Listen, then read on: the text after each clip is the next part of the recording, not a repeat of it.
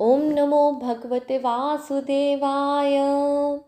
जय माता रानी। दोस्तों, नीता विक्रम परिवार में आप सबका स्वागत है।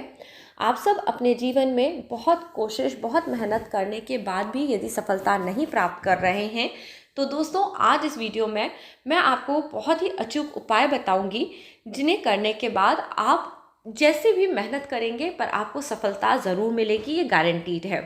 दोस्तों, अमावस्या की तिथि का हिंदू धर्म में, सनातन धर्म में विशेष महत्व होता है। मौनी अमावस्या साल भर में सभी अमावस्या में विशेष अमावस्या मानी जाती है। अमावस्या की तिथि पे करे हुए विशेष उपायों से देवी लक्ष्मी प्रसन्न होती हैं।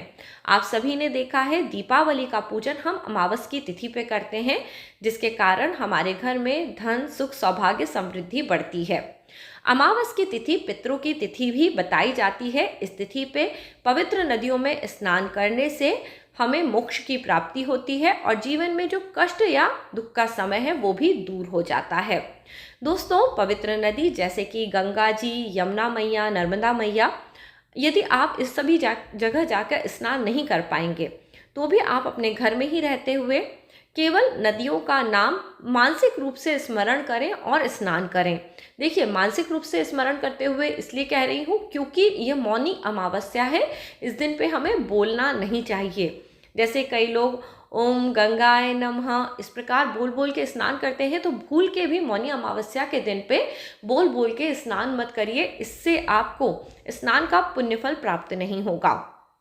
मौन रहते हुए नदियों का स्मरण करते हुए स्नान करें। अमावस्या की तिथि है तो अपने स्नान करने के बाद आप एक तांबे का लोटा लें और सबसे पहले सूर्यदेव को जरूर अर्घ्य दें। तांबे के लोटे के अंदर लाल पुष्प और थोड़े से तिल जरूर डाल दें। सूर्यदेव को अर्घ्य देने के बाद उसी लोटे में फिर से आप जल भर लें और दक्षिण दिशा की तरफ मुंह करके अपने पितरों के निमित्त इस दिन पे आप जल दें। ऐसा करने से आपके घर में यदि कोई भारी भरकम पितृदोष, ग्रह दोष है तो वो दूर होने लगता है। दोस्तों, अमावस्या की तिथि बहुत ही विशेष होती है, धनदायी तिथि होती है। इस दिन पे जैसे अगर आप नदी वगैरह में स्नान करने जा रहे हैं तो आप जब नदी में स्नान करते हैं ना तो खड़े खड़े स्नान करते हैं। तो ऐसे में आप ऐसे सीधे खड़े खड़े अपने सर पे पानी डालने, बात अलग है, परंतु जो महिलाएं हैं विशेष तौर पे उन्हें सर झुका के ऐसे नीचे की तरफ करके स्नान नहीं करना चाहिए। तो हो सके तो आप या तो सर से स्नान करें तो एकदम सीधे खड़े होके करें, नीचे की तरफ झुक के मत करें। और दूसरी चीज़, इस दिन पे अमावस्या की तिथि है तो तुलसी के पत्ते, बेल के पत्ते ये नहीं तोड़ने चाहिए। बिल्वपत्र जो हम शिव शंभू पे चढ़ाते हैं, तुलसी के पत्ते जिनसे हम विष्णु भगवान, लड्डू गोपाल को भोग लगाते हैं, ये अमावस्या की तिथि पे मत तोड़िए। आपके पास जो पुराने पड़े हुए तुलसी के पत्ते हैं या बिल्वपत्र हैं, उन्हें ही दोबारा धो के उपयोग में लेके आइए, क्योंकि अमावस्या की तिथि पे पेड़ पौधे तोड़ने से हमें पाप लगता है। अब दोस्तों, जो लोग बहुत ही धन के कारण परेशान हैं उनके लिए एक छोटा सा उपाय बता रही हूँ। आप इस दिन कनक धारा स्तोत्र का या श्री सूक्त का पाठ ज़रूर करें। देखिए, श्री सूक्त का पाठ करना आसान है। इसके बाद आप घर में गुरु ग्रह के बीज मंत्र से आप चाहें तो हवन कर लें। ये बहुत उपयोगी उपाय है। इस उपाय को करने मात्र से आपकी धन की दिक्कत दूर होने लगती है। गुरु ग्रह का बीज मंत्र है ओम ग्राम ग्रीम ग्रोम सह गुरुवे नमः। देखिए, छोटा सा उपाय है पर ये आपकी धन की दिक्कत को जरूर दूर करेगा और बहुत बहुत अच्छा काम करता है। इसके अलावा अब मैं आपको जो दूसरा उपाय बता रही हूँ यह आपकी परेशानी दूर करेगा। शिव जी, भोलेनाथ, शिव शंभू पे आप एक कमल का पुष्प यदि आपको मिल जाए तो चढ़ा दीजिए। देखिएगा, आपकी दिक्कतें दूर होने लगेंगी। कमल नयन पूजन चह सोई, कठिन भक्ति देखी प्रभु शंकर, भय प्रसन्न दिए क्षितवर। यानी केवल कमल का पुष्प जो भोलेनाथ शिव शंभू पे सच्ची भावना के साथ चढ़ा देता है, उसकी दुख, उसकी दिक्कतों को भोलेनाथ दूर कर देते हैं। अब दोस्तों, फिर से विष्णु जी और लक्ष्मी जी को प्रसन्न करने का एक और छोटा सा उपाय। देखिए, हम शुक्र ग्रह को कपड़े का प्रतीक मानते हैं, यानी हम अच्छे नए सुंदर रेशमी वस्त्र लाते हैं, हम उन्हें शुक्र ग्रह से जोड़ के देखते हैं। तो जब अमावस्या की तिथि होती है, ऐसे में जो पीपल का पौधा होता है उसको सींचना बहुत विशेष महत्व रखता है। और ख़ास तौर पे पीपल के पेड़ के पास जाके इस दिन विष्णु जी के निमित्त यज्ञोपवीत अगर आप रख के आते हैं तो आप जब भगवान को वस्त्र देते हैं तो वो आपके शुक्र ग्रह को बलवान कर देते हैं। शुक्र ग्रह बलवान होता है यानी घर में धन आता है, वैभव बढ़ता है, मान सम्मान बढ़ता है।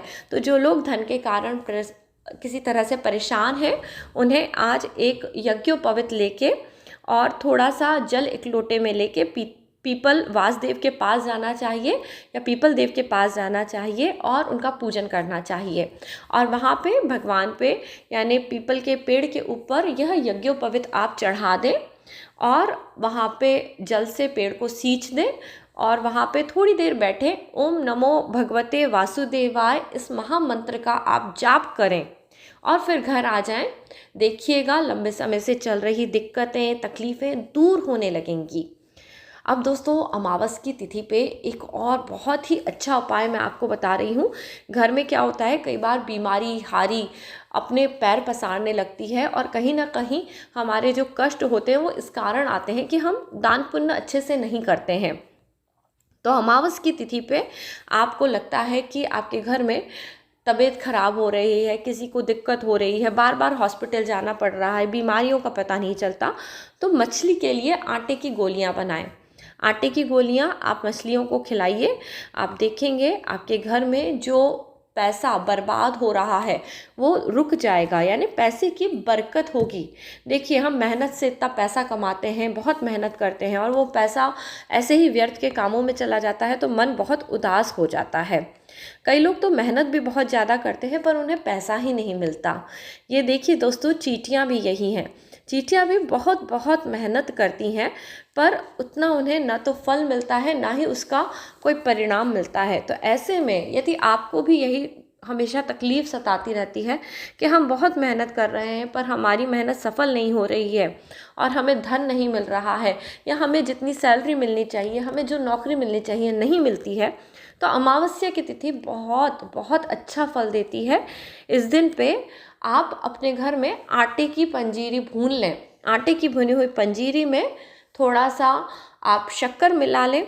तो आटा और शक्कर मिली हुई इस पंजीरी को आप घर के बाहर लेके जाएं जहाँ चींटियाँ रहती हैं। जैसे पीपल के पेड़ के पास ज़्यादातर चींटियों के टीले होते हैं या ऐसी जगह जहाँ चींटियाँ हों वहाँ जाके या आटे की पंजीरी फैला दें। और अब आप देखेंगे चींटियों को कम मेहनत करने पे भी बहुत सारा खाने पीने का सामान मिलेगा। तो यही आपके साथ भी होगा। आप जितनी मेहनत कर रहे थे उसके बदले में आपको पूरा पूरा फल मिलने लगेगा। माता लक्ष्मी और विष्णु भगवान हमेशा मंदिर में जहाँ वास करते हैं, ऐसे मंदिर में जो लोग जाते हैं अमावस्या की तिथि पे पूजन करते हैं और मंदिर में एक पीले रंग का झंडा आप लेके जाएं तो आप माँ लक्ष्मी को बहुत प्रसन्न कर देते हैं। पीले रंग का झंडा आप मंदिर में जाके मंदिर के शिखर पे लगवा दें। ये झंडा जैसे ही मंदिर पे लगता है आपके जीवन के बहुत सारे दुख दूर होने लगते हैं। देवी लक्ष्मी स्वयं श्री हरि विष्णु के साथ आपके घर आती हैं और दुखों को दूर करती हैं। दोस्तों अमावस्या की तिथि जैसा कि आप सबको मैं बता रही हूँ बहुत ही खास तिथि होती है। इस दिन पे करे हुए हर पूजन अर्चन से हमें बहुत लाभ पहुँचता है। तो 2-3 चीज़ों का बहुत ही विशेष महत्व है। पहले तो स्नान और दूसरा दान का। तो दोस्तों दान जरूर करें। दान आप ज़रूरतमंदों को करें, मंदिर में करें, पशुओं पक्षियों को करें। ऐसा करने से आपके जीवन के कष्ट दूर होते हैं। दान के लिए आप इस दिन पे जो भी भोज्य पदार्थ हैं, अनाज इत्यादि, इनका दान कर सकते हैं। कंबल, दवाई, ज़रूरत की वस्तुएं जो भी आप गरीबों को बांटना चाहें ज़रूर दीजिए। छोटी बच्चियां जिनके पढ़ने लिखने का सामान है आप चाहें तो उन्हें वो सब दे सकते हैं। कपड़ा, ऊनी कपड़ा, क्योंकि अभी सर्दी का समय चल रहा है तो ज़रूरतमंदों को उनके हिसाब से ये सब सामान दीजिए और उन्हें संतुष्ट करिए। देखिएगा अमावस्या की तिथि आपके जीवन में बहुत बड़े परिवर्तन लेके आती है। और जो आपको मैंने ऐसे अचूक उपाय बताए हैं, इन अचूक उपायों को आप ज़रूर करें क्योंकि अमावस्या की तिथि आपके अंतःकरण की शुद्धि की तिथि होती है। इस दिन पे जो अच्छी भावना रखते हैं लोग, अच्छी भावना से इन उपायों को करते हैं, उनके जीवन में धीरे धीरे दुख खत्म हो जाता है और सुख ज़रूर आता है। तो दोस्तों, अगला वीडियो लेके मैं आपसे जल्दी ही मिलूँ, उससे पहले आप भी अपने मन की बुराइयों को दूर करिए और अपनी ज़िंदगी की अमावस को दूर करके एक नए सूरज की तलाश करिए। जय माता रानी, अपना ख्याल रखिए और सदैव खुश प्रसन्न रहिए।